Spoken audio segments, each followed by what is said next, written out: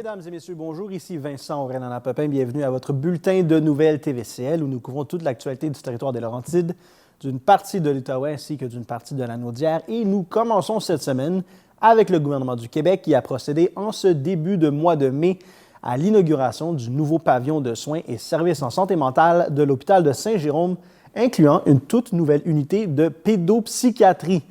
Le ministre responsable des services sociaux, M. Lionel Carman, et la ministre responsable des aînés, ministre déléguée à la santé et ministre responsable de la région des Laurentides, Mme Sonia Bélanger, étaient présents pour souligner cet événement marquant pour le réseau de la santé dans les Laurentides. Rattaché directement à l'hôpital de Saint-Jérôme, ce nouveau bâtiment a nécessité un investissement de 110 millions de dollars. Il regroupe désormais, sous un même toit, l'ensemble des services de santé mentale destinés aux clientèles adultes et jeunesse dans un environnement moderne, sécuritaire, lumineux et entièrement adapté aux besoins des usagers. Ce nouveau cadre vise à favoriser le rétablissement des personnes en situation de vulnérabilité tout en améliorant significativement les conditions de travail du personnel soignant. Le pavillon compte 89 lits d'hospitalisation, dont 79 pour la clientèle adulte et 10 pour l'unité dite de pédopsychiatrie. Réparti sur 5 niveaux, il comprend notamment des unités d'hospitalisation en psychiatrie, une unité de soins intensifs, une unité médico-légale d'évaluation, une clinique externe des services ambulatoires, une équipe de santé mentale justice, ainsi qu'un carrefour communautaire. L'unité dédiée aux jeunes de 6 à 17 ans dispose de locaux spécialisés, d'une salle multisensorielle, d'un espace d'apaisement et d'un environnement adapté aux besoins de cette clientèle spécifique. Les ministres présents ont souligné dans leur intervention l'importance de cet investissement majeur. Pour Lionel Carman, il s'agit d'un pas significatif vers l'amélioration des soins et des services en santé mentale dans un milieu qui répond aux standards contemporains d'accessibilité, de sécurité et de dignité. Mme Bélanger, pour sa part, a mis en valeur un environnement propice au rétablissement pour les usagers, tout en soulignant les retombées positives sur la qualité de vie du personnel. Enfin, la présidente directrice générale du CI3S de Laurentides, Julie Delaney, a rappelé que ce projet est un reflet concret de l'engagement de l'organisation envers la population en offrant un cadre thérapeutique ouvert aux proches et favorisant une diminution de l'isolement. Le pavillon a été conçu selon une approche intégrée, interdisciplinaire et collaborative, en cohérence avec le plan d'action interministériel en santé mentale du Québec. Il a d'ailleurs obtenu la certification LEED Or, soulignant les efforts exemplaires en matière de développement durable, soit les matériaux à faible émission de carbone, la performance énergétique élevée, la gestion écologique des déchets et l'intégration harmonieuse au site naturel. L'architecture repose sur 3 grands principes: des unités de soins organisées en îlots lumineux et chaleureux, un accès facilité aux espaces extérieurs et une modularité des aménagements en fonction des besoins spécifiques des patients. Le projet a été mené sous la gouverne de la Société québécoise des infrastructures, mandataire officiel du gouvernement pour les grands projets publics. Cette réalisation marque une avancée déterminante pour la région, tant en matière de services de santé mentale que de qualité des soins et renforce l'engagement du gouvernement à offrir un réseau plus humain, accessible et adapté aux besoins actuels et futurs des citoyens. Le CI3S des Laurentides a tenu du 14 au 22 avril dernier une opération d'envergure visant à dénombrer les personnes en situation d'itinérance dans la région dans le cadre de l'initiative provinciale « Tout le monde compte ». Réalisée simultanément dans l'ensemble du Québec, cette démarche vise à documenter le phénomène de l'itinérance afin de mieux en saisir les réalités et d'adapter les soins et services aux besoins spécifiques des personnes concernées. Dans les Laurentides, le dénombrement a pris la forme de 5 événements attractifs organisés à Saint-Eustache, Saint-Jérôme, Sainte-Agathe-des-Monts et Mont-Laurier. Ces rencontres, qui offraient repas et boissons chaudes, ont été complétées par des activités de terrain, notamment le sillonnage de quartier, des visites ciblées et des rencontres avec des organismes communautaires. Ces différentes approches ont permis d'estimer le nombre de personnes en situation d'itinérance visible au cours d'une nuit donnée, tout en établissant un contact humain essentiel. La réussite de cette opération repose sur la mobilisation de près de 75 bénévoles et de plus de 25 employés du CI3S de Laurentides, en collaboration avec de nombreux partenaires du milieu. Les données recueillies au cours de cet exercice permettront de dresser un portrait plus précis de la réalité de l'itinérance dans les Laurentides. Les résultats du dénombrement seront éventuellement publiés dans les prochains mois par le ministère de la Santé et des Services sociaux. Grâce à cet effort concerté, le CI3S des Laurentides réaffirme son engagement à mieux comprendre les enjeux de l'itinérance et à offrir des services mieux adaptés, humains et inclusifs pour les personnes les plus vulnérables de la société. La Ville de Mont-Laurier, en collaboration avec l'Association du hockey mineur de Mont-Laurier, invite l'ensemble de la population à assister à une grande parade en l'honneur des Draveurs, récemment couronnés meilleure équipe du Québec dans la catégorie M15WB à l'issue de la Coupe Chevrolet, remportée le 20 avril dernier. Cette parade festive se tiendra le mercredi 21 mai à partir de 12h10 et marquera une occasion unique de souligner les efforts remarquables de ces jeunes athlètes qui ont su faire preuve de détermination, de passion et d'un esprit d'équipe exemplaire tout au long de leur saison. Le cortège des joueurs prendra son départ au centre sportif Jacques-Lesage et se dirigera ensuite vers la polyvalente Saint-Joseph où un discours du maire viendra saluer l'excellence sportive et l'engagement de ses représentants de la fierté locale. Ce moment solennel mettra en valeur non seulement leur victoire, mais aussi les valeurs qui les animent et qui inspirent l'ensemble de la communauté. La Ville convie donc chaleureusement les citoyens, les familles, les amis et tous les amateurs de sport à se joindre aux célébrations pour encourager ces jeunes champions et partager ce moment de fierté collective. Soyez nombreux à applaudir les Draveurs M15WB et à les féliciter pour leur performance exceptionnelle sur la scène provinciale. La Ville de Mont-Laurier annonce l'adoption officielle du règlement numéro 433 qui vise à encadrer la distribution des articles à usage unique sur l'ensemble de son territoire. Cette nouvelle réglementation, adoptée dans une volonté ferme de réduire l'empreinte environnementale de la municipalité, s'inscrit dans une série de mesures concrètes en faveur de la durabilité et de la gestion responsable des matières résiduelles.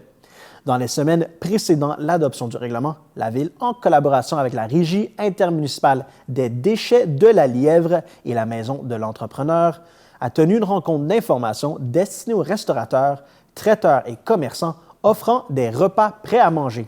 L'objectif était de les sensibiliser aux nouvelles dispositions, de répondre à leurs préoccupations et de les soutenir dans cette transition vers des pratiques plus écologiques. Ce règlement a pour but de réduire significativement la distribution de contenants, emballages et objets à usage unique, notamment ceux qui sont difficilement recyclables ou responsables de pollution persistante. Il prévoit entre autres l'interdiction de certains plastiques, incluant les plastiques de type numéro 6 et numéro 7, ainsi que les plastiques dits dégradables. Depuis l'entrée en vigueur du règlement, les objets suivants sont désormais interdits: les ustensiles en plastique, paille, bâtonnets à mélanger, ainsi que les récipients alimentaires en plastique non recyclables. Rappelons que les sacs d'emplettes en plastique étaient déjà interdits depuis 2023 en vertu du règlement numéro 409. Des exceptions sont toutefois prévues pour certains usages et la Ville invite les commerçants à consulter les détails sur son site web à l'adresse ville-montlaurier.qc.ca. Une période transitoire de 9 mois est accordée afin de permettre aux établissements visés de se conformer à la nouvelle réglementation. Cette période se terminera le 1er février 2026. Durant ce délai, les entreprises peuvent bénéficier d'un accompagnement gratuit offert par le RIDL directement en entreprise. Ce service personnalisé permet d'évaluer les besoins propres à chaque commerce et de proposer des solutions de remplacement concrètes et conformes aux exigences réglementaires. Pour obtenir plus d'informations ou pour planifier un accompagnement, les commerçants peuvent contacter la Régie intermunicipale des déchets de la Lièvre au 819-623-7382 ou par courriel à info@ridl.com. La Ville de Mont-Laurier remercie tous les partenaires et commerçants pour leur collaboration et leur engagement envers un avenir plus éco-responsable. La Ville de Mont-Laurier est fière de présenter sa programmation estivale 2025 qui promet une saison dynamique, festive et accessible à toute la population. Cet été, les citoyens et citoyennes de Mont-Laurier et de la région pourront profiter d'une foule d'activités gratuites pensées pour rassembler petits et grands autour de la musique, du cinéma, des arts et de l'animation de quartier. Le coup d'envoi sera donné le jeudi 19 juin avec le retour attendu des concerts du Parc, une série de spectacles musicaux gratuits présentés au Parc Toussaint-la-Chapelle en plein cœur du centre-ville. Dès cette première soirée, les festivaliers pourront assister à la performance du groupe Quartz, suivi d'un set de DJ Vlou. Cette série se poursuivra tout au long de l'été avec, entre autres, Raphaël Leroy le 3 juillet, Zagata le 17 juillet, Bermuda le 31 juillet et un concert de clôture le 14 août mettant en vedette Gros Big et DJ Domino. Les amateurs de cinéma en plein air trouveront également le populaire ciné-pop de retour à compter du 10 juillet tous les jours de 20h également, tous les jours à 20h, également au parc Toussaint-la-Chapelle. 4 projections familiales sont prévues, Ellie et l'équipe des monstres le 10 juillet, Madame Bottine le 24 juillet, Le Robot Sauvage le 7 août et Wicked le 21 août. Dès le 1er juillet, les mardis, J'anime ma ville viendront égayer les soirées au parc avec une programmation variée, démonstration de skateboard, spectacle canin, initiation au disco, performance de la pianiste Florence Brousseau, atelier de percussion, cirque éphémère et bien plus encore. Ces activités offriront à la communauté une expérience culturelle accessible, dynamique et interactive. La saison estivale se vivra également au bord de l'eau avec le retour d'ambiance d'été à la plage du lac des Sources, une journée festive rythmée par la musique, l'animation et une ambiance chaleureuse propice à la détente. Enfin, la Ville est fière de soutenir plusieurs événements majeurs de l'été à titre de partenaire officiel, notamment le Festival d'humour Joyeux Mont-Laurier, la Fête au Centre-Ville, le Festival Stradivaria et le tournoi d'improvisation La Coupe glacée de la Limole.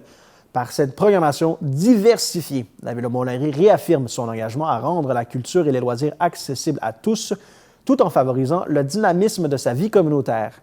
Que ce soit au parc, à la plage ou en plein cœur du centre-ville, l'été 2025 s'annonce mémorable pour tous et pour toutes. La Ville de Mont-Laurier est fière d'annoncer le retour de son programme de subvention Réno-Façade, une initiative destinée à soutenir les propriétaires et locataires d'immeubles situés dans la zone touchée par les travaux de revitalisation du centre-ville. Après les 2 premières phases de transformation, c'est maintenant la rue du Pont, au cœur de la 3e phase de travaux prévue pour l'été 2025, qui pourra bénéficier de ce soutien financier. Le programme permet d'obtenir une aide maximale de 15 000 $ pour des travaux de rénovation ou d'aménagement paysager de la façade d'un immeuble. De plus, une subvention pouvant atteindre 3 000 $ est offerte pour la modernisation ou la revitalisation d'une enseigne commerciale. Ces conditions visent à améliorer l'apparence, l'attractivité et la vitalité économique du centre-ville. Pour être admissibles, les propriétaires doivent s'assurer que les travaux envisagés respectent les conditions établies dans le règlement numéro 380, disponible sur le site web de la Ville à l'onglet « Revitalisation du centre-ville ». Le formulaire de demande ainsi que les documents requis doivent être déposés d'ici le 1er décembre 2026. Tous les travaux devront être complétés au plus tard le 1er décembre 2027. Cette aide financière s'inscrit dans la volonté municipale de stimuler l'investissement privé en accompagnant les efforts de modernisation du secteur central de Mont-Laurier. Elle s'adresse aux projets qui contribuent à améliorer l'esthétisme, à renforcer l'identité locale et à favoriser un environnement commercial plus dynamique. Pour toute question ou pour vérifier votre admissibilité, les citoyens sont invités à contacter le service de l'aménagement du territoire au 819-623-1221 au poste 600 ou par courriel à aménagement@villemonlaurier.qc.ca. Avec ce programme, la Ville souhaite encourager une revitalisation durable, harmonieuse et fièrement portée par ses commerçants et propriétaires. Ensemble, continuer à faire du centre-ville de Mont-Laurier un espace vivant, accueillant et à l'image de toute sa communauté. Avec l'arrivée du printemps, la Ville de Mont-Laurier invite tous les citoyens à profiter de son réseau cyclable urbain. Que ce soit pour se rendre au travail, faire des courses ou simplement profiter du beau temps, le vélo s'impose comme un mode de transport pratique, économique et éco-responsable. Dans ce contexte, la Ville souhaite rappeler aux automobilistes qu'il est strictement interdit de stationner ou d'immobiliser un véhicule dans une bande cyclable, y compris celle située sur la rue Alix et le chemin Adolphe-Chapelot. Pour sensibiliser les conducteurs, des avis seront distribués jusqu'au 11 mai.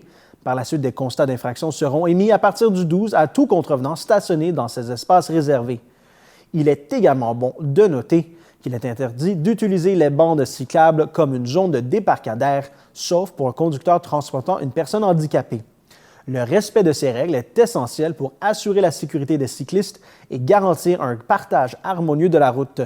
Le réseau cyclable de Mont-Laurier, développé en partenariat avec Vélo-Québec, vient bonifier l'offre de transport actif en reliant les infrastructures urbaines à la route verte et au kilomètre 200 du parc linéaire Le Petit Train du Nord. Il permet ainsi aux cyclistes locaux et aux touristes d'accéder facilement aux commerces, services et attractions du centre-ville. Des supports à vélo sont installés à plusieurs endroits stratégiques afin d'encourager l'utilisation du vélo quotidien. La Ville poursuivra dans les prochaines semaines la phase 2 du développement de son réseau cyclable urbain, témoignant de sa volonté d'investir dans la mobilité durable et d'offrir des infrastructures sécuritaires et accessibles à l'ensemble de la population. Que vous soyez un cycliste aguerri ou un adepte occasionnel, enfourchez votre vélo et participez à faire de Mont-Laurier une ville active, verte et conviviale. La Ville de Mont-Laurier est heureuse d'annoncer le retour de la Bouturothèque, un projet éco-responsable et rassembleur mis en place dans les 2 succursales des bibliothèques de Mont-Laurier. Jusqu'à la fin de l'été, les citoyens sont invités à participer à cet échange communautaire de boutures de plantes. Le principe est aussi vert que convivial. Apportez une bouture de plante et repartez avec une nouvelle. Les boutures doivent être déjà enracinées dans la terre et, dans la mesure du possible, identifiées avec le nom de la plante et quelques conseils d'entretien. Qu'il s'agisse de plantes d'intérieur ou d'extérieur, toutes les variétés sont bienvenues. Les échanges se font en libre service durant les heures d'ouverture habituelles des bibliothèques. Ce projet vise non seulement à encourager le jardinage urbain et le partage de connaissances horticoles, mais aussi à favoriser des gestes simples et concrets en faveur de l'environnement. Avec l'arrivée de la belle saison, la Bouturothèque offre une belle opportunité de verdir son quotidien tout en découvrant de nouvelles variétés de plantes. C'est une manière originale de connecter avec sa communauté tout en adoptant un mode de vie plus durable. Pour plus d'informations sur le projet de Bouturothèque, communiquez avec la Bibliothèque municipale au 819-623-1221 au poste 753. La MRC d'Antoine Labelle a pris connaissance le 8 mai dernier par le biais d'un communiqué émis par l'Union des municipalités du Québec de la relance officielle du programme Réno-Région annoncé par le ministère de l'Habitation. Cette relance, attendue de longue date par les milieux municipaux, représente une avancée significative pour soutenir les besoins en habitation dans les régions rurales. Le programme, suspendu depuis le 1er avril 2025, reprendra donc au cours des prochaines semaines, mais avec une enveloppe moindre fixée à 9,2 millions de dollars pour l'ensemble du Québec, comparativement à l'enveloppe annuelle d'environ 20 millions. L'Union des municipalités du Québec a salué cette annonce tout en demandant que cette enveloppe puisse être rapidement bonifiée afin de mieux répondre aux besoins grandissants des municipalités. Comme le souligne le président de l'Union des municipalités du Québec, M. Martin Danfous, le programme Réno-Région joue un rôle crucial en soutenant les propriétaires à faible revenu dans la rénovation de leur résidence et en aidant à maintenir les populations en milieu rural. En période de crise du logement, le maintien du parc résidentiel existant est essentiel, en complément à la création de nouveaux logements. À ce jour, la MRC d'Antoine Labelle n'a pas encore reçu les détails relatifs à l'enveloppe budgétaire spécifique qui sera allouée à son territoire, ni les modalités précises qui encadreront la mise en œuvre du programme. Par conséquent, la date de lancement local de la programmation demeure inconnue pour le moment. Afin d'informer rapidement et adéquatement les citoyens intéressés dès que les détails seront disponibles, la MRC d'Antoine Labelle invite toute personne souhaitant bénéficier du programme Réno-Région à transmettre ses coordonnées dès maintenant. Un formulaire d'inscription est disponible en ligne et permettra d'assurer un suivi personnalisé dès que les conditions d'admissibilité et la période des dépôts des demandes seront connues. Pour être contacté lorsque possible, la MRC vous invite à compléter le formulaire disponible en cliquant sur le bouton « Disponible » sur son site Web. La MRC d'Antoine Labelle s'engage à informer sa population dès que de nouvelles informations seront communiquées par le gouvernement. La MRC d'Antoine Labelle annonce le renouvellement de son entente de développement culturel pour la période 2025-2027, conclue en partenariat avec le ministère de la Culture et des Communications du Québec. Il s'agit de la 6e entente du genre pour la MRC, représentant un montant total de 375 000 $ destiné à soutenir la réalisation d'actions prévues dans le plan de mise en œuvre de sa politique culturelle et patrimoniale. Grâce au soutien concerté du Conseil de la MRC et du ministère, l'entente repose sur un financement triennal partagé à hauteur de 40 % par la MRC et de 60 % par le gouvernement du Québec.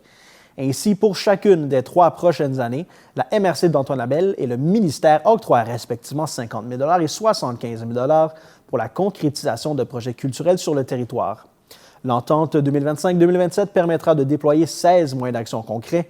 Parmi les initiatives prévues figurent une exposition extérieure en bordure du parc linéaire Le Petit Train du Nord, des médiations culturelles dans les CHSLD du territoire, un projet pilote de résidence artistique, la création d'œuvres d'art public, des journées du patrimoine, la construction d'un répertoire de l'art public dans la MRC, ainsi que plusieurs autres projets à venir.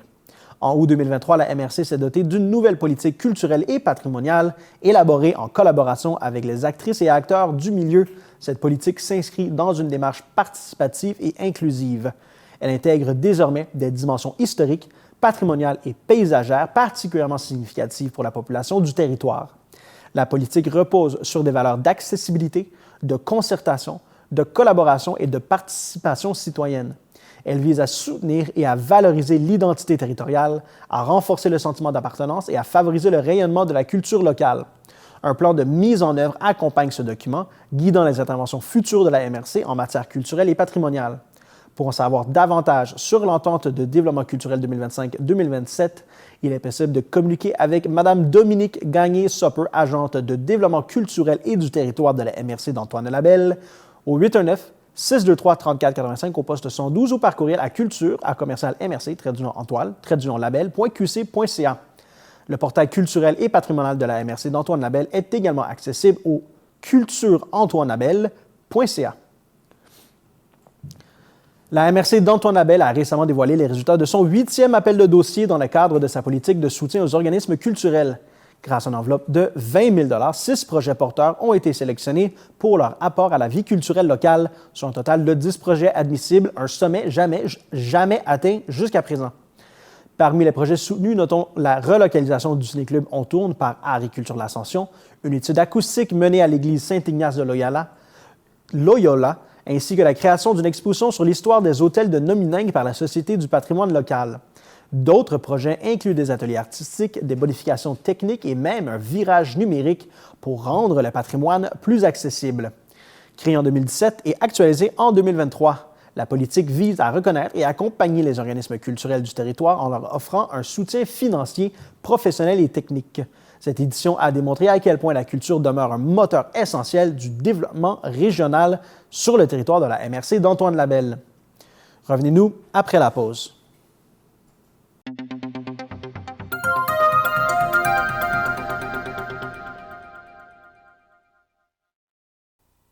La MRC d'Antoine Labelle informe la population du lancement de travaux majeurs sur son édifice administratif Émile Lauzon, situé au 425 rue du Pont à Mont-Laurier. Ces travaux, qui s'échelonneront de mai à octobre 2025, nécessiteront des ajustements temporaires aux services offerts à la population. Depuis le 5 mai, l'accès au bâtiment est restreint et les services de la MRC sont disponibles sur rendez-vous seulement. Les travaux en cours visent à corriger certaines défectuosités structurelles et à remplacer des éléments du bâtiment. Ils incluent également des interventions de restauration et de préservation patrimoniale rendues possibles grâce au programme d'aide à la restauration issu du programme de soutien au milieu municipal en patrimoine immobilier du ministère de la Culture et des Communications du gouvernement du Québec. Ces travaux permettent de préserver la valeur patrimoniale de cet édifice emblématique tout en assurant sa pérennité. Pendant la durée du chantier, l'entrée principale du bâtiment sera fermée. Les citoyens devront utiliser l'entrée secondaire, accessible depuis le stationnement au 405 rue du Pont. Bien que le personnel demeure en poste et disponible, les rencontres devront se faire uniquement sur rendez-vous. La liste complète des employés ainsi que leurs coordonnées est accessible en ligne à l'adresse mrcal.ca/votre-mrc/portrait -de-MRC/équipe. Afin de minimiser les déplacements, la MRC d'Antoine Labelle invite les citoyens à privilégier les services en ligne disponibles au mrcal.ca/no-service/service-en-ligne. Ces services incluent notamment le paiement de constats d'effraction, les demandes de révision du rôle d'évaluation foncière, ainsi que l'accès à la matrice graphique, aux cartes interactives et au rôle d'évaluation. La MRC s'engage à tenir la population informée de tout changement important, notamment les entraves à la circulation ou les modifications au déroulement des travaux. Les citoyens sont invités à consulter régulièrement la section Actualité du site web de la MRC ou la page Facebook officielle. Pour toute demande d'information ou pour prendre rendez-vous, vous pouvez joindre l'équipe par téléphone au 819-623-3485 ou par courriel à réception à commercial MRC-Antoine-Label.qc.ca.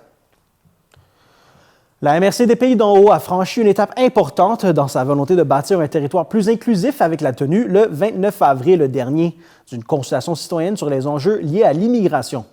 L'événement, qui s'est déroulé à la place des citoyens de Sainte-Adèle, a réuni près de 40 participants, parmi lesquels on trouvait des élus municipaux, des représentants et représentantes d'organismes communautaires et économiques, ainsi que de personnes issues de l'immigration de première et de deuxième génération vivant sur le territoire.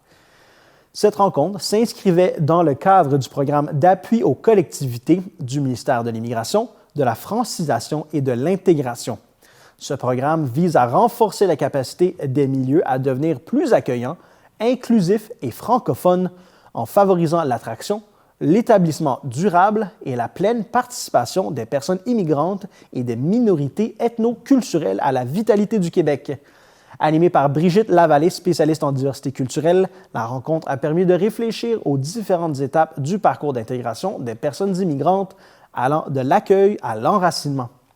Des ateliers participatifs ont donné lieu à des échanges riches permettant d'identifier des pistes d'action concrètes pour favoriser une communauté plus équitable, respectueuse et ouverte à la diversité. Cette démarche arrive à un moment où la MRC connaît une transformation démographique significative. Sa population a doublé entre 1991 et 2021 et les personnes immigrantes représentent désormais 7 % de la population totale, soit 3 255 résidents, principalement venus d'Europe et en majorité établis avant 2016. Avec 30 % de la population âgée de plus de 65 ans, l'immigration représente une réponse stratégique aux défis de pénurie de main-d'œuvre et à la revitalisation de la population active, notamment dans un contexte où 71 % des 25 à 64 ans détiennent un diplôme postsecondaire, un taux supérieur à la moyenne québécoise.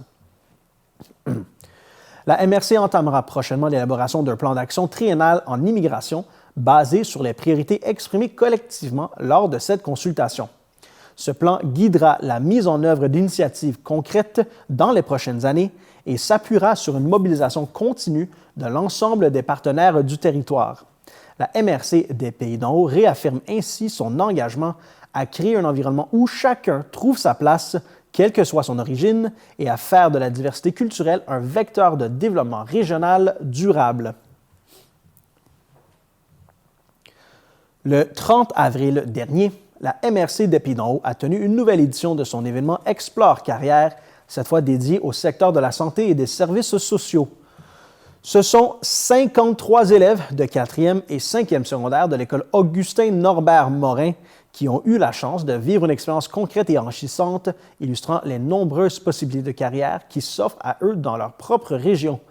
Après une première édition réussie à l'automne 2024, axée sur les domaines du génie et de la construction, la MRC a choisi de poursuivre sur cette lancée en mettant de l'avant un secteur en pleine expansion. En effet, selon les données du profil socio-économique régional, le secteur des soins de santé et de l'assistance sociale représente actuellement 9 % des entreprises de la MRC et a connu une croissance remarquable de 95 % du nombre d'entreprises en 2013 et 2023. La journée a débuté à l'amphithéâtre du pavillon de soins en santé mentale de l'hôpital régional de Saint-Jérôme, où les jeunes ont été accueillis par des professionnels du milieu, soit des médecins, pharmaciens, infirmières, préposés aux bénéficiaires et travailleuses sociales, et ont partagé leur parcours, leur quotidien et leur réalité de métier. Ces échanges, empreints de passion et d'authenticité, ont permis aux élèves de mieux comprendre la richesse et la complexité de ces professions essentielles. En après-midi, les jeunes ont poursuivi leur exploration au centre sportif Pays d'en haut, où les attendaient des représentants d'établissements d'enseignement postsecondaire, notamment le Cégep de Saint-Jérôme, le Collège Lionel-Groux, l'Université du Québec en Outaouais et le CFP et le Centre de formation professionnelle des Sommets. Le Carrefour Jeunesse-Emploi des Pays d'en haut était également présent pour les informer sur leur parcours de formation et les ressources d'accompagnement disponibles. Une présentation animée par 3 professionnels locaux a permis de mettre en lumière les opportunités d'emploi concrètes dans la région, démontrant qu'il est possible de bâtir une carrière stimulante et épanouissante ici même, dans les Pays d'en haut.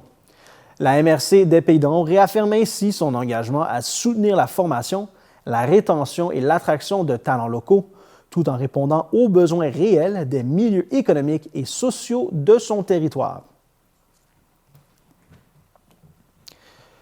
Réunis à Saint-Adolphe-d'Howard, les membres du conseil de la MRC des Pays d'en Haut ont abordé lors de leur plus récente séance plusieurs enjeux cruciaux pour le développement durable du territoire.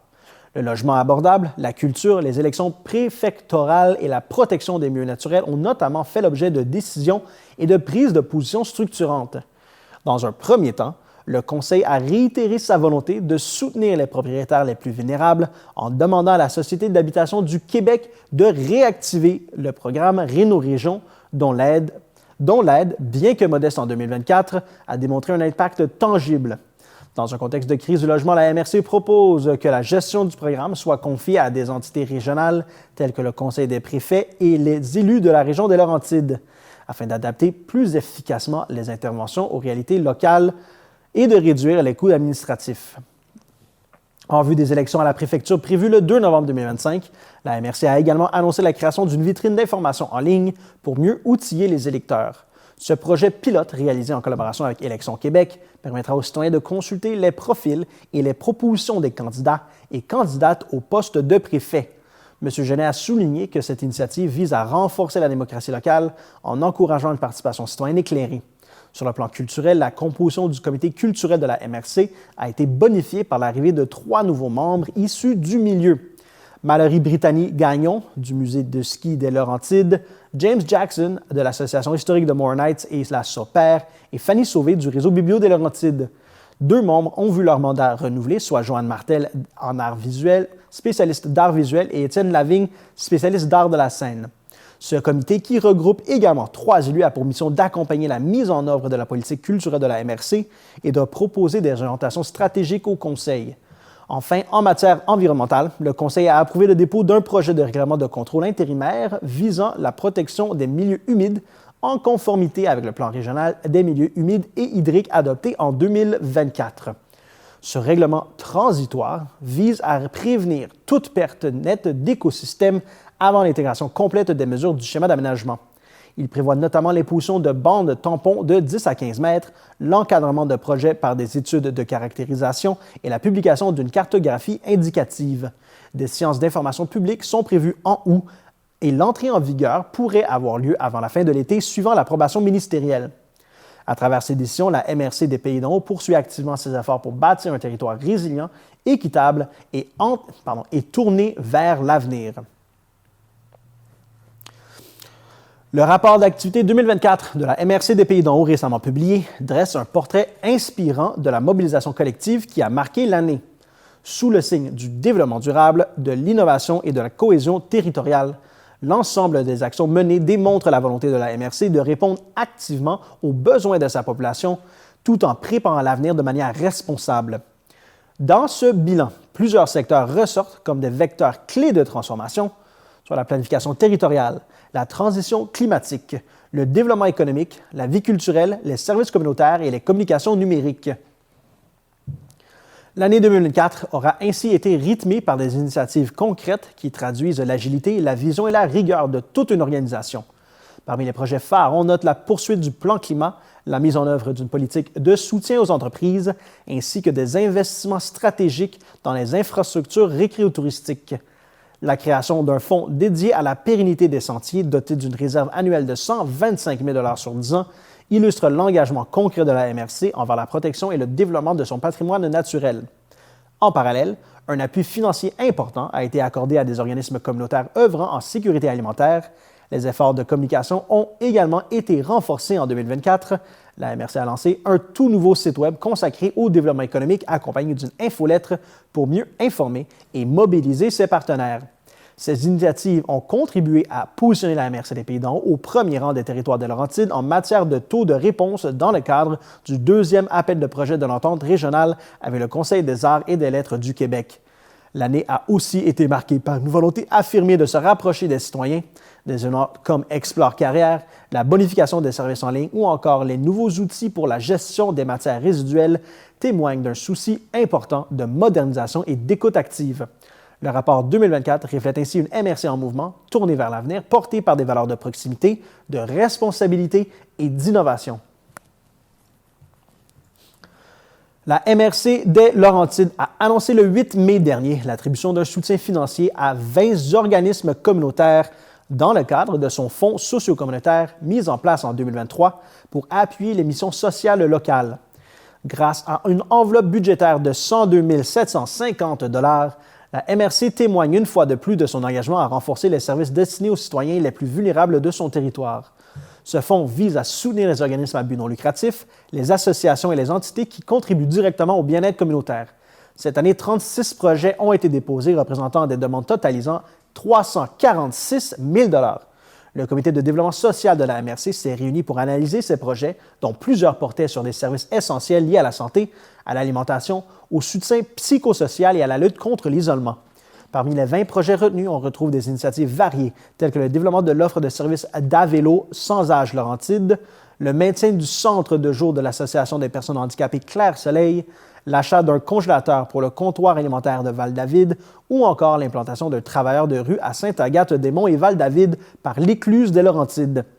En conjuguant les deux appels à projets du Fonds socio-communautaire et du Fonds Région et Ruralité volet 2, la MRC des Laurentides aura injecté en 2025 plus de 234 000 $ pour soutenir 36 organisations du milieu.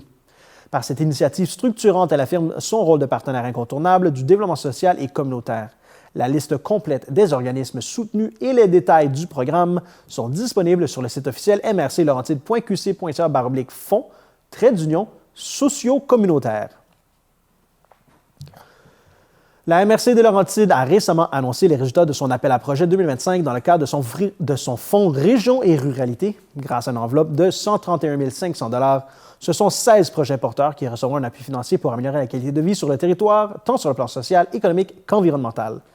Ce soutien s'adresse aux organismes, municipalités et entreprises locales qui souhaitent proposer des projets répondant aux priorités d'intervention régionale. Cette année, 39 propositions ont été soumises, représentant une demande globale de plus de 627 000 $. Après analyse, 16 d'entre elles ont été sélectionnées par le Conseil des maires lors de la séance du 20 février. Parmi les projets retenus, on retrouve des initiatives variées comme la commercialisation de nouveaux produits par Aliments CETA organique, la reprise du spectacle Là-haut par Vague de cirque, la relance des activités culturelles du Café Bistrot Le Mouton Noir à Val-David ou encore l'ajout d'un sentier immersif autochtone par l'organisme Kinawat. Plusieurs projets mettent aussi l'accent sur le développement durable, à l'image de l'Alliance pour un tourisme durable dans les Laurentides, porté par la Fondation des Pages Vertes, ou du Rendez-vous Conservation Laurentide 2025 organisé par Éco-Corridor Laurentien. Ce programme de financement rendu possible grâce à la collaboration du ministère des Affaires municipales et de l'Habitation du gouvernement du Québec s'inscrit dans une volonté de renforcer l'autonomie régionale et de favoriser les projets qui ont un impact concret sur le bien-être des communautés. Les citoyens et organismes intéressés sont invités à surveiller le prochain appel à projet prévu à l'automne 2025. Pour en savoir plus, rendez-vous sur le site web de la MRC de Laurentide à mrclaurentide.qc.ca/FRR. La Ville de Prévost annonce le début des travaux de construction de la toute nouvelle école secondaire, un projet réalisé par la Société québécoise d'infrastructures pour le compte du Centre des services scolaires de la Rivière-du-Nord. Conformément à l'échéancier prévu, les travaux commenceront au printemps. Afin de préparer le terrain, la Ville collabore activement avec les différents acteurs concernés pour assurer une coordination optimale. Dans le plan de circulation des plans de circulation seront mis en place tout au long du chantier pour assurer la sécurité et la fluidité des déplacements dans le secteur. Tous les outils de communication existants de la Ville de Prévost seront mobilisés pour informer les citoyens, notamment l'application mobile, le site Web, les bulletins municipaux et les réseaux sociaux. De plus, une infolettre dédiée au quartier Cœur des Courants a été créée pour diffuser les informations pertinentes relatives au chantier. La Ville se réjouit de cette étape importante pour le développement du quartier Cœur des Courants, un projet structuré porté par la collectivité et attendu depuis de nombreuses années. La Ville de Prévost invite les citoyens et citoyennes à rejoindre les équipes dynamiques des éco-jardiniers. Que vous soyez un jardinier d'expérience ou simplement curieux de découvrir le monde du jardinage, ce projet de jardin collectif est l'occasion idéale de cultiver, partager et apprendre dans un esprit communautaire. Les personnes intéressées peuvent écrire à écojardinier.prévost gmail.com. La Ville de Prévost rappelle aux propriétaires riverains qu'un programme de subvention est offert pour l'achat de plantes adaptées à la végétalisation des berges. Qu'il s'agisse de la rive d'un lac, d'un ruisseau ou d'une rivière, les plantes subventionnées permettent d'ajouter du cachet aux aménagements paysagers tout en contribuant activement à la qualité de l'eau. La date limite pour commander est fixée au 30 mai 2025 et la livraison à domicile aura lieu les 12 et 13 juin 2025. Le dimanche 4 mai dernier, la communauté prévôtoise s'est réunie en grand nombre à l'école primaire Val-des-Monts afin de célébrer une mobilisation citoyenne historique. Près de 6 ans après la grande marche revendiquant la construction d'une école secondaire à Prévost, la Ville souhaite souligner cet engagement collectif en organisant une fête communautaire haute en couleurs. L'événement s'est déroulé en présence du comité pour une école secondaire à Prévost, du maire Paul Germain, de la députée Sonia Bélanger, de l'ancienne ministre Marguerite Blais, ainsi que de plusieurs représentants du Centre de services scolaires de la Rivière-du-Nord, dont son directeur général, M. René Brisson. Dans une ambiance conviviale, petits et grands ont profité d'une journée ensoleillée, marquée par des activités familiales et la vente de hot-dogs organisée par la Maison des jeunes de Prévost.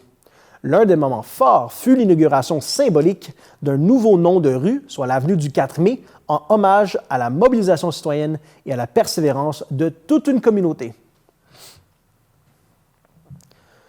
La Ville de Prévost convie les citoyens à une présentation publique des plans de la nouvelle bibliothèque qui se tiendra le 31 mai prochain de 10h à midi à l'école des Falaises. Ce projet d'envergure implanté dans le nouveau secteur Cœur des Courants vise à doter la Ville d'un centre du savoir moderne propice aux échanges intergénérationnels. Pensée comme un véritable lieu de rassemblement, la future bibliothèque sera un espace où les citoyens de tous âges pourront se retrouver. L'événement constituera une occasion privilégiée d'en apprendre davantage sur le projet et de dialoguer avec les équipes responsables de sa réalisation. Le maire de Prévost, M. Paul Germain, avait lancé le 1er avril dernier une campagne ludique en promettant de se faire tatouer aux couleurs de la ville si un objectif de 2 000 $ était atteint au profit de la Maison des jeunes de Prévost.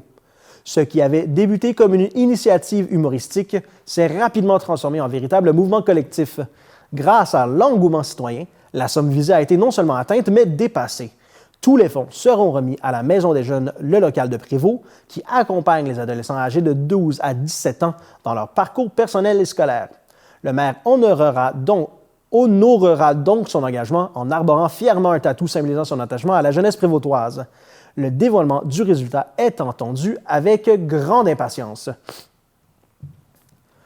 Lors du gala Zénith de la Chambre de commerce et d'industrie Rivière-du-Nord tenu le 26 avril dernier, l'entreprise Les Sentiers s'est vu décerner le prix Prestance Prévost 2025. Cette reconnaissance annuelle, remise à une organisation dont l'impact sur la communauté se distingue par sa portée sociale, a souligné l'engagement remarquable de l'entreprise dans le soutien aux citoyens les plus vulnérables. L'implication sociale constante de M. Titel à la tête de l'entreprise a particulièrement impressionné le jury. L'entreprise Les Sentiers, spécialisée dans le recueillement commémoratif, a su conjuguer humanité, innovation et proximité avec la communauté. La Ville félicite également les autres entreprises finalistes, dont Shawbridge, la Halte Boréale, les Moulins Lafayette et la clinique du Centre d'Elle. Plusieurs chantiers seront lancés au cours de l'été dans le secteur Cœur des Courants à Prévost, notamment la réfection du ponceau du ruisseau Marois, la construction de l'école secondaire et l'aménagement de la nouvelle avenue du 4 mai. Afin de garantir la sécurité des citoyens et la fluidité de la circulation, des plans adaptés ont été élaborés à l'issue d'études et de séances d'information tenues en avril.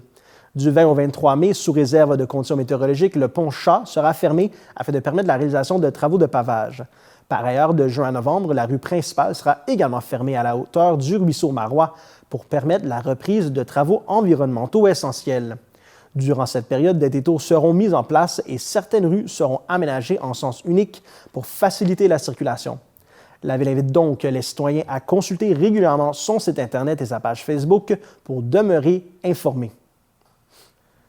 La Ville de Prévost rappelle aux citoyens que du compost et du paillis sont disponibles gratuitement afin de favoriser l'enrichissement des sols et l'embellissement des aménagements paysagers.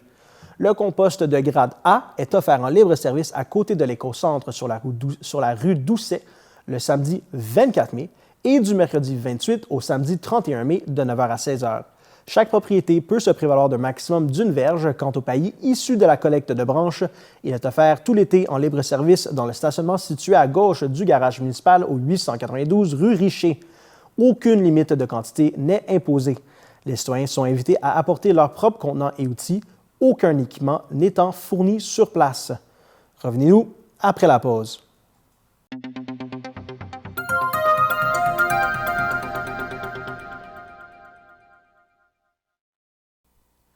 À l'occasion du Jour de la Terre, la Ville de Saint-Sauveur invite ses citoyens et citoyennes à poser des gestes concrets pour protéger la biodiversité locale et améliorer la santé des écosystèmes. Qu'il s'agisse de documenter les espèces qui nous entourent, de créer des jardins pour les pollinisateurs ou de semer des fleurs indigènes, chaque action compte. 2 initiatives sont proposées ce printemps pour encourager la mobilisation citoyenne autour de l'environnement. Les pollinisateurs, comme les abeilles et les papillons, jouent un rôle crucial dans le maintien des écosystèmes, mais leur survie est aujourd'hui menacée par les changements climatiques, l'aménagement du territoire et l'usage de pesticides. Pour leur venir en aide, la Fondation David Suzuki propose le projet L'Effet Papillon, un mouvement national qui encourage la création de jardins d'habitat composés de plantes indigènes.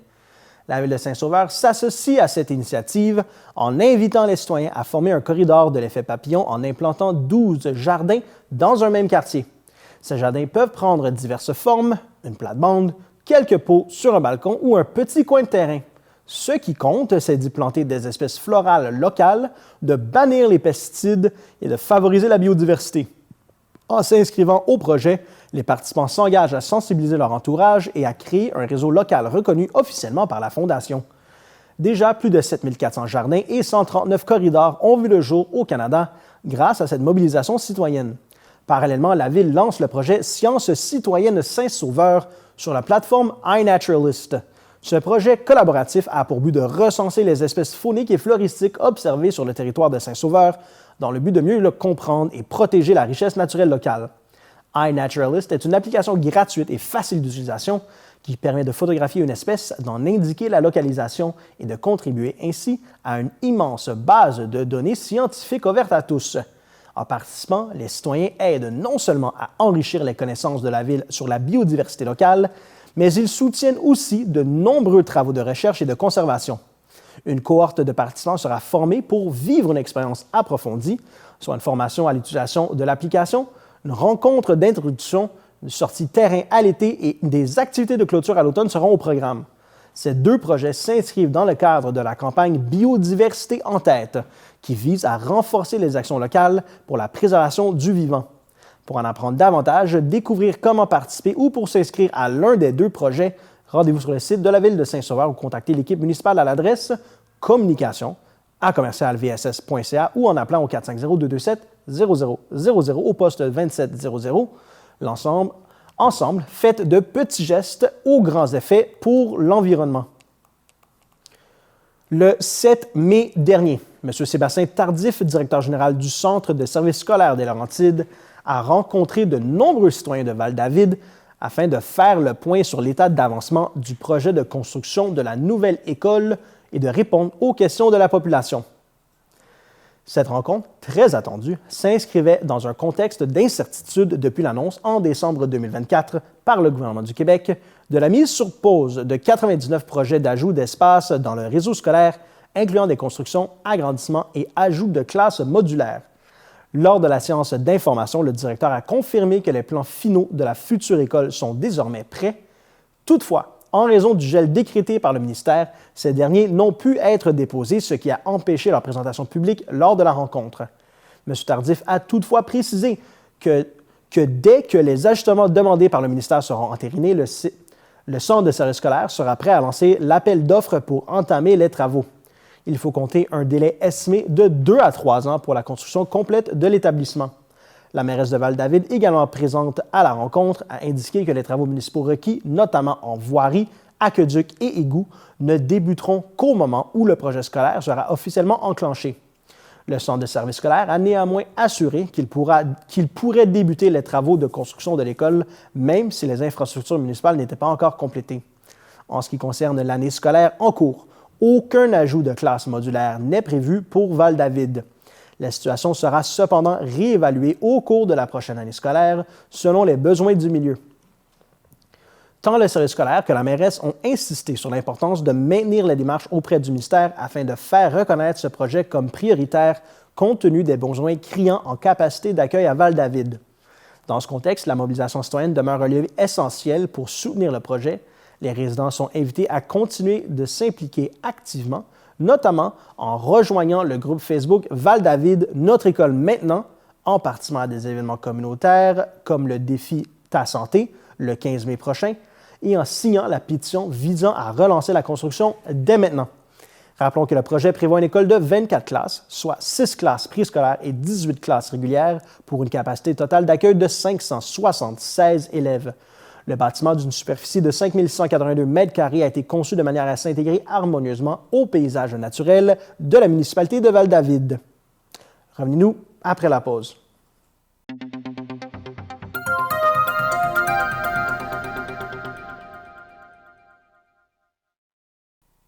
Les citoyens de Val-David pourront profiter d'un été encore plus actif et divertissant grâce à une entente intermunicipale récemment conclue avec la ville de Sainte-Agathe-des-Monts. En vigueur du 1er mai au 31 décembre 2025, cette entente permet aux résidents de Val-David d'accéder gratuitement à tarif réduit à plusieurs infrastructures sportives et de loisirs sur le territoire voisin. Parmi les principales retombées de cette entente, l'accès gratuit à la plage Major constitue une excellente nouvelle. Située au bord du lac des Sables à Sainte-Agathe-des-Monts, cette plage familiale et sécuritaire devient gratuite pour les citoyens de Val-David à condition de présenter la carte Expérience Loisirs. Sans cette carte, le tarif en vigueur pour les non-résidents s'appliquera, soit 17,25 $ par personne. Grâce à cette initiative, les familles pourront passer l'été les pieds dans l'eau en toute tranquillité tout en profitant d'un panorama exceptionnel. L'entente va bien au-delà de l'accès à la plage. Elle permet également aux résidents de Val-David de bénéficier du tarif résident pour l'ensemble des installations sportives et activités offertes à Sainte-Agathe-des-Monts. Que ce soit pour le patinage libre ou le hockey mineur au centre sportif Damien-Itu, le pickleball libre au gymnase Fleur-des-Neiges, le badminton à la polyvalente des Monts ou le tennis municipal sur la rue Saint-David, les citoyens auront un accès facilité et équitable à une variété d'activités. Les amateurs de soccer organisés pourront aussi profiter de terrains extérieurs du centre sportif avec les détails d'inscription disponibles sur la plateforme Sport Plus de Sainte-Agathe-des-Monts. Il est toutefois important de noter que la piscine du centre sportif Damien-Itu est actuellement fermée pour rénovation. Pour bénéficier de tous ces privilèges, l'obtention de la carte Expérience Loisirs est essentielle. Elle est disponible au centre sportif Damien-Itu sur présentation de 2 preuves de résidence, dont une avec photo. Pour les enfants, une preuve de parenté est également exigée. En cas de perte, le remplacement de la carte entraîne des frais de 5 $ plus taxes. Cette carte est obligatoire non seulement pour accéder à la plage Major, mais aussi pour profiter des tarifs résidents lors de l'inscription aux diverses activités. Pour plus de renseignements, les citoyens sont invités à communiquer avec le service de loisirs, de la culture et de la vie communautaire de Val-David à l'adresse secrétariat@valdavid.com ou à se rendre directement au centre sportif Damien-Itu. Avec cette entente, Val-David renforce l'accessibilité aux loisirs pour sa population et encourage la pratique d'activités physiques dans un cadre stimulant, convivial et régionalement collaboratif. Tu as entre 12 et 20 ans et tu veux que ta voix compte, la municipalité de Val-David lance une grande démarche de consultation jeunesse et t'invite à y participer activement. Que tu aies des idées à partager, des projets à imaginer ou simplement l'envie de t'impliquer, c'est le moment de te faire entendre et de contribuer concrètement à l'avenir de ton village. À travers une série d'ateliers créatifs et participatifs, les jeunes participants seront invités à rêver leur village idéal et à approfondir un projet qui les inspire particulièrement. Guidés par 2 animatrices dynamiques, ils auront l'occasion d'exprimer leurs besoins, leurs préoccupations et leur vision d'un milieu de vie à leur image. Ces moments d'échange seront aussi l'occasion de réfléchir collectivement à ce que signifie grandir, apprendre et s'épanouir à Val-David. Plusieurs événements sont prévus au cours du mois de mai pour permettre aux jeunes de participer selon leur disponibilité. Que ce soit autour d'une pizza, à l'heure du lunch, à la bibliothèque ou dans le parc, chacun de ces rendez-vous offrira un espace chaleureux et stimulant pour réfléchir ensemble. Le 27 mai, entre 11h30 et 13h30, le Midi Idée se tiendra à la Petite Gare. Le 30 mai à 17h30, la Tempête d'idées prendra place à la Bibliothèque municipale et le même soir, dès 19h, la station Idée et Chill animera le parc Dion. Ces consultations s'inscrivent dans un projet de grande envergure piloté par le service de loisirs, de la culture et des vies communautaires. L'objectif est de co-construire avec les jeunes un plan d'action jeunesse qui guidera les décisions municipales des prochaines années. Ce plan vise à développer une offre de services, des infrastructures et des activités adaptées aux réalités des adolescents de Val-David, tout en renforçant leur sentiment d'appartenance à la communauté. Ce projet s'appuie sur les engagements du plan stratégique municipal 2023-2025 et s'inscrit dans les objectifs de la politique québécoise de la jeunesse 2030. Il vient aussi enrichir des initiatives déjà bien établies sur le territoire, comme la piste de vélo Pump Track La Butte à vélo, le skatepark ou le programme littéraire jeunesse À Go on lit. En mettant la jeunesse au cœur de ses priorités, Val-David démontre une volonté forte de construire une communauté inclusive, dynamique et tournée vers l'avenir. Pour en savoir davantage sur cette démarche, visitez valdavid.com/loisirs-vie-communautaire/stratégie-jeunesse. La municipalité de Val-Morin lance un appel aux artistes, la municipalité de Val-David lance un appel aux artistes et artisans de disciplines variées en vue de la 15e édition du très attendu Salon des artisans de Val-David. Les créateurs intéressés sont invités à soumettre leur candidature d'ici le 1er juin afin de participer à cet événement phare qui se tiendra les 29 et 30 novembre prochains au cœur du village, dans une ambiance festive et chaleureuse qui marque chaque année le début du temps des fêtes. Ce rendez-vous culturel est l'occasion rêvée pour les artistes et artisans de la région de faire découvrir leurs créations, d'échanger avec un public curieux et enthousiaste et de profiter de la renommée artistique de Val-David, reconnue pour sa vitalité culturelle et son fort achalandage lors de ce type d'événement. Pour cette 15e édition, une trentaine d'artisans seront sélectionnés afin d'exposer et vendre leurs œuvres dans 2 lieux emblématiques du village, soit la salle Athanas-David, située dans l'église au 2490 rue de l'Église, ainsi que le pavillon Maurice-Monti, installé dans l'ancien presbytère juste à côté. Les personnes intéressées doivent faire parvenir leur dossier de candidature complet au plus tard le 1er juin. Il peut être transmis par courriel à l'adresse secrétariat@valdavid.com ou encore déposé en personne au 2490 rue de l'Église par la porte latérale. Il est important de noter que seuls les dossiers complets et reçus avant la date limite seront considérés. Pour obtenir plus d'informations, les artistes peuvent communiquer avec le service des loisirs, de la culture et des vies communautaires de la municipalité de Val-David par courriel à secrétariat@valdavid.com ou par téléphone au 819-324-5678 au poste 4228.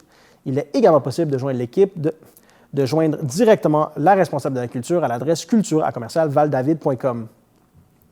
La municipalité de Val-Morin convie ses citoyens à la 7e édition de la Journée éco-citoyenne qui se tiendra le samedi 24 mai 2025. Cet événement annuel représente une occasion privilégiée de se rassembler pour célébrer notre engagement collectif en faveur de l'environnement. Au programme de cette journée, la distribution gratuite de plus de 1000 plants potagers variés, de 600 arbres feuillus, de compost ainsi que de sacs de terre. Des kiosques d'information seront également présents afin de sensibiliser la population à la gestion responsable de l'eau, aux matières résiduelles et aux pratiques écologiques à adopter au quotidien. Les visiteurs pourront également découvrir les produits d'artisans et de producteurs locaux qui seront sur place pour présenter leurs créations. Une station de collecte d'appareils électroniques en fin de vie sera installée au garage municipal. Les citoyens souhaitant en profiter sont priés de présenter une preuve de résidence afin d'assurer une distribution efficace de matières organiques. La municipalité invite les citoyens à réserver leurs produits dès maintenant. Il suffit de remplir le formulaire en ligne accessible sur le site web de la municipalité de Val-Morin. La distribution se fera en fonction des réservations. Il est donc recommandé de ne pas attendre. Voilà, c'était tout cette semaine pour votre bulletin de nouvelles TVCL. Je vous remercie énormément d'avoir été à l'écoute. À la semaine prochaine.